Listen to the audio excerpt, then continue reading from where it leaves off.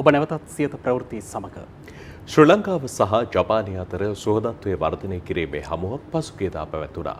ඒ ජපානයේ ගින්සාහිදී ශ්‍රී ලංකාව පිළිබඳව එරට ව්‍යාපාරිකයන් දැනුවත් කිරීම මෙම වැඩසටහනේ අරමුණයි. ශ්‍රී ලංකාව හා ජපානය අතර සුහදතාවය වර්ධනය කිරීම වෙනුවෙන් සංවිධාන කළ සුහද හමුවක් පසුගියදා පැවැත්වුණා.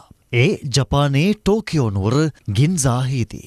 ශ්‍රී ලංකාවට පැමිණ නැති ජපන් ජාතික ව්‍යාපාරික ප්‍රජාවට ශ්‍රී ලංකාව පිළිබඳව දැනුම්වත් කිරීමත් ඒ හරහා ජපානය සහ ශ්‍රී ලංකාව අතර ආර්ථික සහයෝගීතාවය ගොඩනැගීම සඳහා මුලපිරීම මෙම හමුවේ ප්‍රධාන අරමුණු වනවා.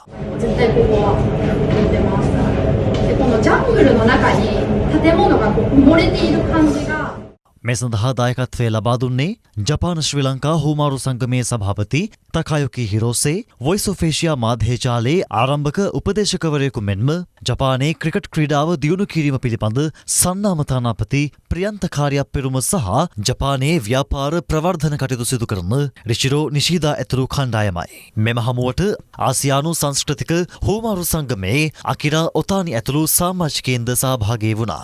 මෙම හමුවේදී ශ්‍රී ලංකාවේ ව්‍යාපාරික අවස්ථා, සංස්කෘතික සමානතා මෙන්ම ක්‍රීඩා කටයුතු හරහා ජපානයත් ශ්‍රී ලංකාවත් ඉතා සමීපව කටයුතු කරන ආකාරය පිළිබඳ සාකච්ඡා කර තිබෙනවා.